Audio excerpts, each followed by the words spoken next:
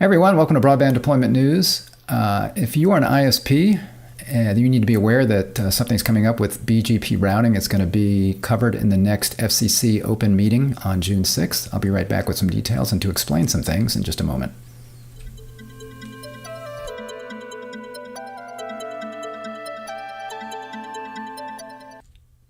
Thanks for joining me. Rick Husey here with Broadband Deployment News. So the FCC has announced their tentative agenda for their June open meeting, which is June 6th.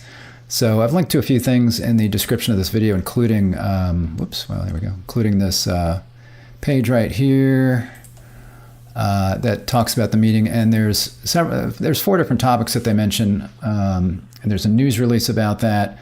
And then the topics are BGP security, school cybersecurity, high cost support, and LPTV rules. So you can check any of those out. The thing that I'm going to be talking about today is BGP security.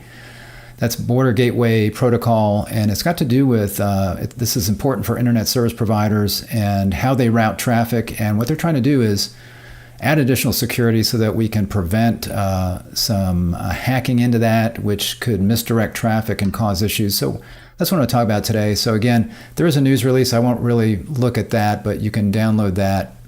The reason I'm not going to look at it is because a lot of this is repeated excuse me, in the document. That's the actual Notice of Proposed Rulemaking. So again, this will all be covered in the June 6th meeting, but there's already this NPRM out, Notice of Proposed Rulemaking from the FCC on the BGP routing thing here. So you see there's a fact sheet above, which is helpful. This is above the actual Notice of Proposed Rulemaking. So you see here, background, the Border Gateway Protocol, BGP, is the global interdomain routing protocol used to exchange reachability information amongst these networks in order to route traffic across the internet. So BGP is something that helps route traffic more efficiently from one large network to another. BGP's initial design, which remains widely deployed today, did not include security features to ensure trust in the information that is relied upon to route internet traffic.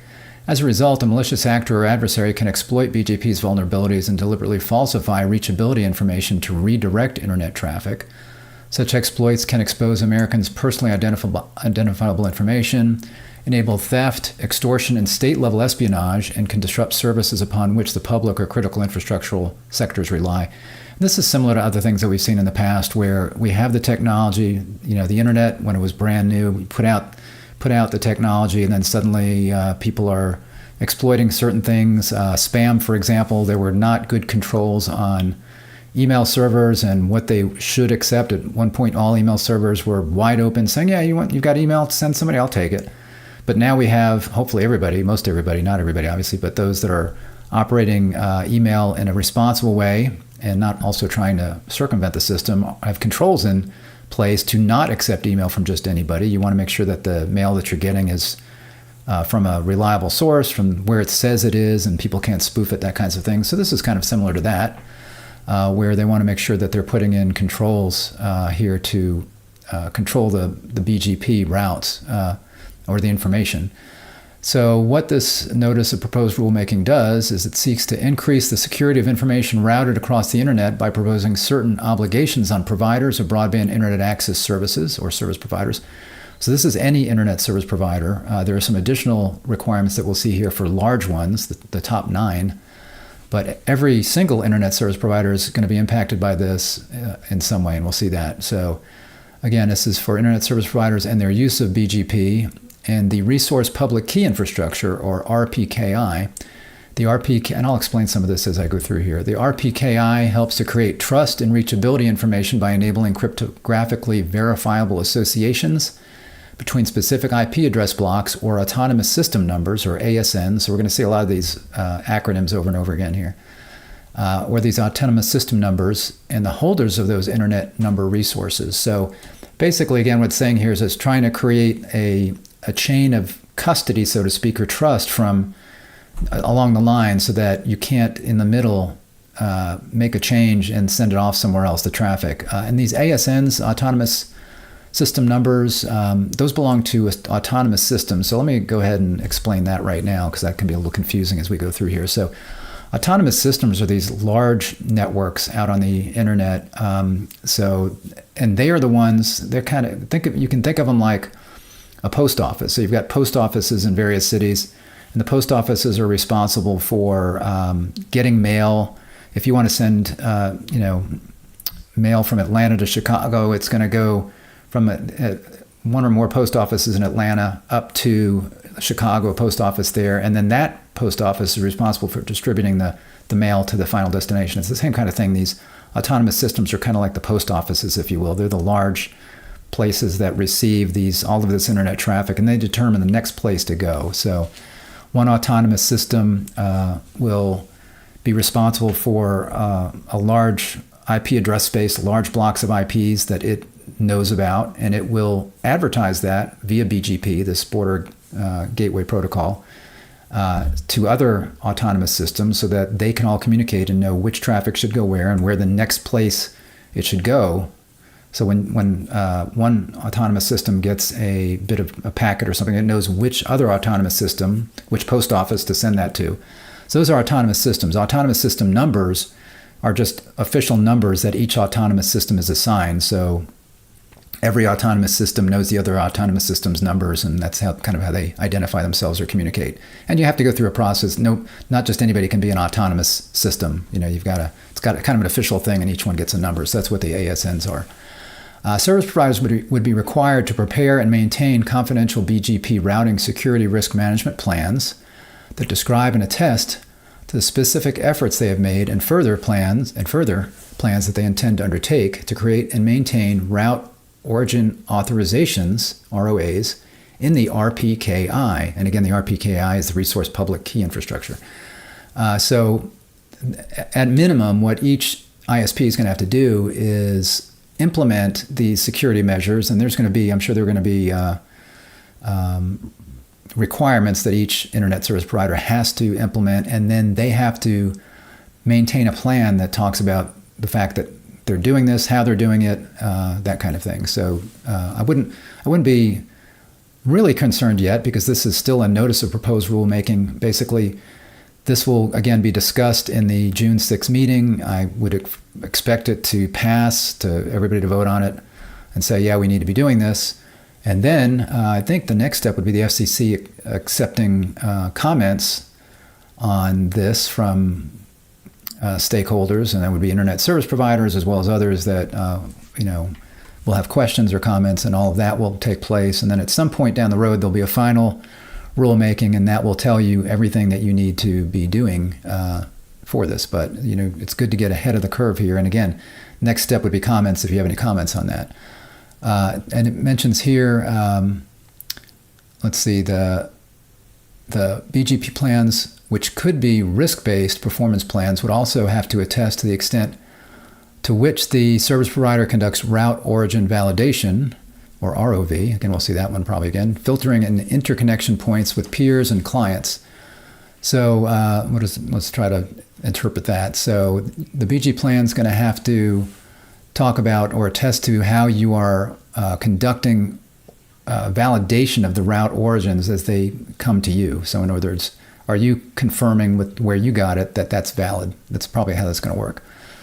9 large service providers would be required to file initial BG plans and resubmit updated versions annually thereafter. So those would be the 9 largest, so really pretty large internet service providers. There's lots of internet service providers in the country. The 9 largest are the really big ones, and obviously that's going to include the really, really big ones like Comcast and AT&T, but others that are pretty much national to very large regional providers would be those 9. So in addition, they have to actually file their plans, and they have to resubmit those updated versions. That will probably be online. It used to be that you would send in paperwork to the FCC, it gets stuffed in a drawer, nobody ever looked at it, but now they'll probably have an online site, probably on the FCC site, very similar to where you would file other FCC documents, where you would then put that information. So for smaller ISPs, you have to have your plan, but you don't have to file it with the FCC. But if the FCC comes and asks you, hey, we want to see your plan, you have to be able to provide it. Let's see. Subsequent BG plans would not need to be filed by large providers that attest that they are maintaining ROAs covering at least 90% of the originated routes for IP address prefixes under their control. So that's just something for the large guys. Additionally, the nine large guys would be required to file specific data quarterly in order to measure progress in ROA registrations and assess the reasonableness of the service provider's BGP plan. Last, the rulemaking seeks comment on certain other measures related to implementing RPKI-based security. So they're already seeking some comment on this RPKI, again, resource public key infrastructure. And that's public keys, public and private keys are a very common thing with encryption and security. So it's based around encryption and securely transmitting this data. The table of contents, you can scroll through that. There's a few other things. I'm not going through this whole document, don't worry. But I did want to point out some things that I think are educational, and I'll try to explain as I go here. So these proposals are part of ongoing multi-stake efforts to address secure internet routing issues. The National Cybersecurity Strategy, for instance, highlights the critical nature of securing the technical foundation of the internet and expressly identifies addressing BGP vulnerabilities as among the most urgent of pervasive concerns today. To further that objective, this initiative of the National Cybersecurity Strategic Implementation Plan, or Initiative 4.1.5, tasks the Office of National Cyber Director, working on the key stakeholders and other federal government entities to develop a roadmap to increase adoption of secure internet routing techniques, including those that address BGP security concerns. So this is something they've been concerned about and working on, and this is kind of the first fruits of that we're seeing here. And it talks here about examples of where this has been a problem. And these, you'll notice as we go through these are some that it's just, things can happen just by mistake. So somebody can mistakenly put a bad route, advertise a bad route on BGP, and then suddenly that gets propagated throughout the internet, and that can cause all kinds of issues. But then somebody can also do things on purpose. So they mentioned some things here. For example, numerous examples exist that highlight how routing incidents affect communications. Facebook's 5-hour global outage in October 2021 was caused in part by a failure of its BGP routing, which removed routes to its authoritative domain name systems, or DNS servers, and resulted in more than 1.2 trillion person minutes of service unavailability. To its users, it was as if Facebook and its other services, such as Messenger and Instagram, disappeared from the internet. Some people would be happy with that if they don't care for social media, but that's something obviously that affected Facebook's business. But this could be any entity that this could cripple. Another example occurred in 2019 when an internet service provider in Pennsylvania, DQE Communications, started to announce routes for Cloudflare, Amazon, and Linode because of a technical error by one of its network administrators. Again, a mistake. Somebody makes a simple fat finger mistake in a routing table, and it can cause all kinds of problems. As another example, in 2020, there was a BGP hijack by a network ostensibly controlled by Rostelecom, which prompted significant service disruptions to entities across the globe. According to the analysis from the Mutually Agreed Norms for Routing Security, or MANRS, the incident could have been prevented if RASCOM, a directly connected peer to Rostelecom, had implemented strict RPKI ROV filtering, resource public key infrastructure, ROV route origin validation, filtering to ensure misoriginated routes did not propagate. So again, this was actually a hijack attempt, so this was a bad actor doing something, but they're saying even that being the case, then that could have been kind of stopped short if RASCOM, which was directly connected to Rostelecom, had been looking at this RPKI and ROV filtering, and they would have seen that this was misoriginated, and they would not have then propagated that out to the world. This incident began when Rostelecom misoriginated routes to several CDNs. RASCOM, if it were using those two protocols or those two items, I don't want to keep repeating them, could have rejected these routes and not propagated them, thus curtailing the attack. An additional incident was reported in an article from 2018 after China Telecom had misdirected U.S. internet traffic for 2.5 years to one of China Telecom's networks. This misdirection of U.S. routes occurred because an autonomous system on the China Telecom backbone incorrectly handled routing announcements for AS703, that's an autonomous system belonging to Verizon. Although it is unknown whether the misdirection occurred deliberately or accidentally, it is the vulnerabilities inherent in BGP that allowed for the misdirection to happen. So again, either way, whether it was deliberate or not, the vulnerabilities allowed it to happen, and these things that they're thinking of doing that they want to do would help alleviate that or maybe mitigate it. There have been clear deliberately caused routing incidents. There have also been clear deliberately caused routing incidents. A couple of those may have been deliberate, obviously. In one example, an adversary employed a BGP hijack against a cryptocurrency service to effect theft. In another incident, Russian network operatives are suspected of having exploited BGP's vulnerability to redirect a BGP routing incident, disrupting financial services on the eve of Russia's invasion of Ukraine in February 2022. In 2020, a Russian digital services provider diverted internet traffic from Google, Facebook, Akamai, Cloudflare, and Amazon through Russia that resulted in the routed data not reaching the intended recipient.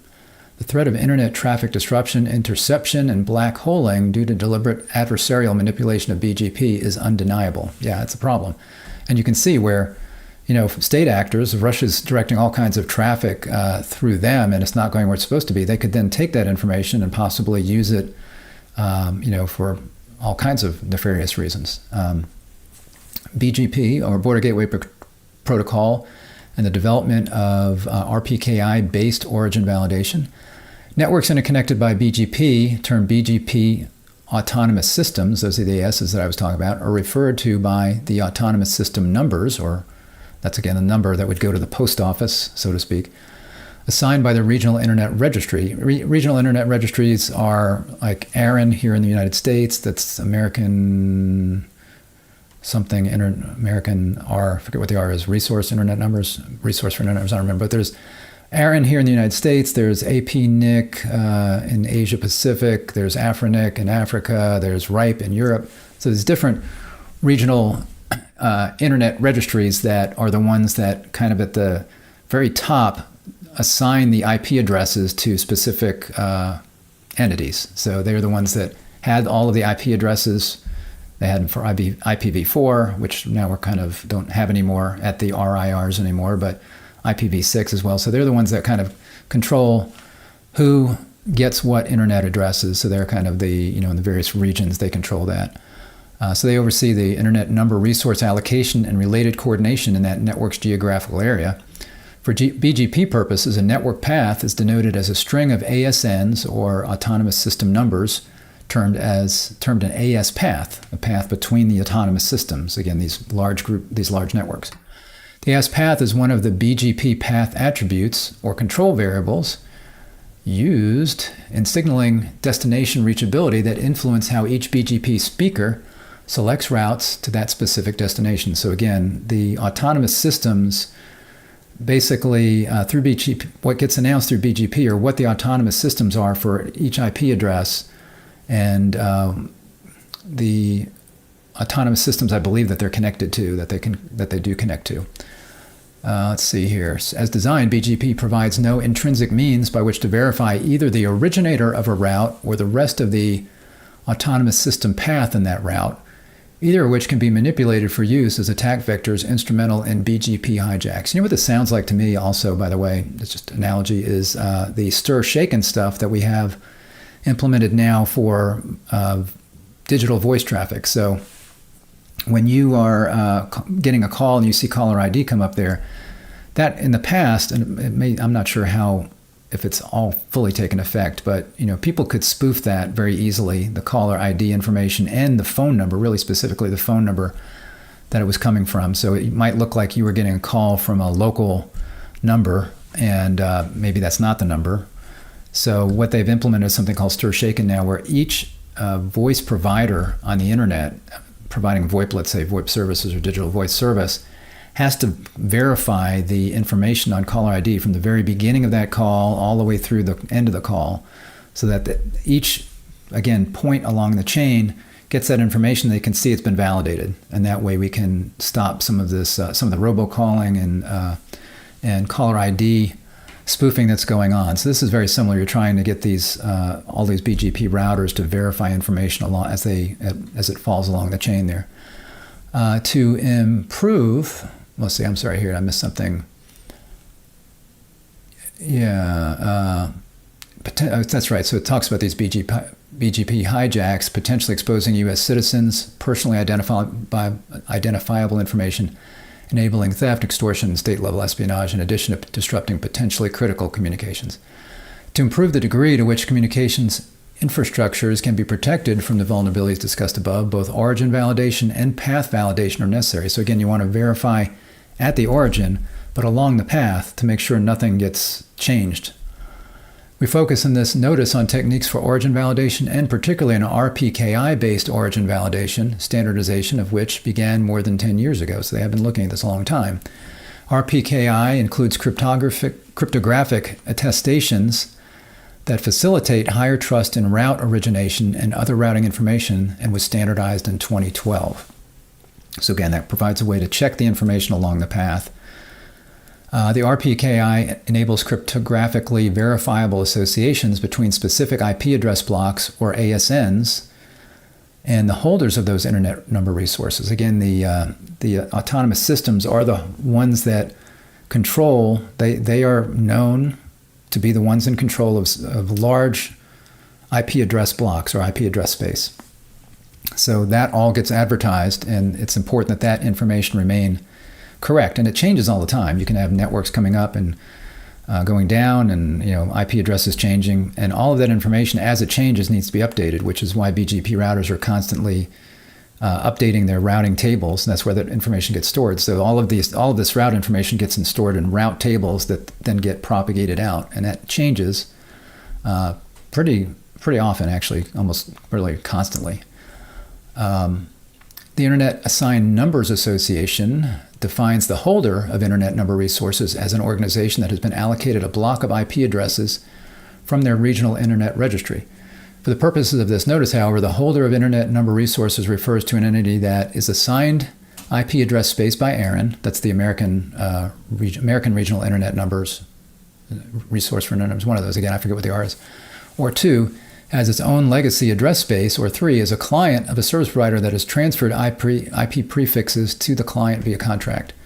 In this last case, we understand that the holder of the address space has been changed from the provider to its client. And again, all of this is dynamic as far as ASNs and what IP addresses they have. To take advantage of the routing security features enabled by the RPKI, entities participating in BGP routing need to register and maintain ROAs, Route Origin Authorizations, that correspond to the routes they originate, creating mappings between the associated IP prefixes and the originating autonomous system numbers, the number that's associated with the AS. For holder IP address prefixes to authorize an autonomous system number to originate a route to a set of IP address or IP prefixes it holds, it must first obtain a resource certificate from its issuing RIR, that's hard, it's easier to say, Regional Internet Registry, that associates those IP prefixes with itself. A resource holder will create signed ROAs after receiving a resource certificate from its RIR and generating the corresponding end entity certificate. Creating and maintaining accurate ROAs to authorize originated routes is the first step towards implementing origin validation using the RPKI. Wow, there's a mouthful of acronyms there, isn't it? So you can see there's a lot going on there, but it's kind of giving you a rundown of how some of this is going to work. Not anything you necessarily need to understand now, but as this gets fleshed out, you're going to get more information as an internet service provider on what you need to be doing as far as, number one, again, filing a plan. And that plan needs to describe how you're going to be implementing all of this and ensuring that you are taking advantage or using this RPKI-based origin validation right there. The other steps necessary to implement RPKI-based origin validation is for an essential set of service providers to perform ROV filtering, or again, route origin validation filtering using ROA, Route Origin Authorization repositories, in order to validate the routes they accept. Using ROV to validate the origin authenticity of a received route allows the service provider to filter routes found to be invalid. And that's the bottom line right there, is each internet service provider that is touching this traffic, if they're doing BGP, needs to be able to determine, is this valid traffic? And if so, you send it on. If not, you don't propagate that and make matters worse. That's what's going on there. So that's as far as I was going to look through this. But as you can see, where am I here? It's hard to see in this.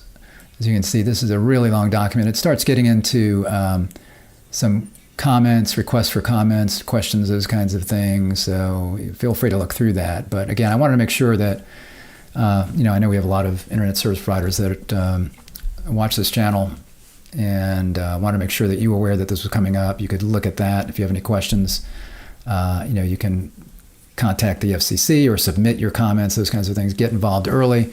Maybe send it to your legal team early so they can take a look at it. And again, there'll be more to come later as, this will be voted on June 6th during the open meeting. And then later on, it will be finalized. They'll look at any questions that they get, any comments that they get from those that are reviewing this, and then they'll either incorporate some of those things or they will give a reason that they did not incorporate, if there's different suggestions in the next document. And then there will be a period of time where that will be finalized, and then it will be there'll be a date when it will be required. And I would assume that a lot of times they'll make the larger providers start doing this first, and the 9 largest again have a little bit more responsibility in that they've got to actually file the plans. But then there may be something where it says internet service providers over 100,000 have to have this in place by a certain date, and they'll say those under 100,000 subscribers may be 6 months or a year later. So you've got some time, but just be aware this is almost certainly coming. So the earlier you get a look at it, the better. Thanks for joining me today. If this was helpful, if you give me a like on the video, just click the thumbs up there. I'd appreciate that. And if you're not subscribed to our channel and this kind of information would be helpful for you, if you're an internet service provider, I hope you would, because we're always talking about different things that can help you out, whether it's maybe services we provide, but a lot of times it's just industry information. Go ahead and subscribe to our channel. Click the little bell there that you see, and that will make sure that you're notified when I'm live. You can choose to watch or not, but you'll get a notification there. So I hope you will do that, and I hope you will join me next time. See you next time. Bye-bye.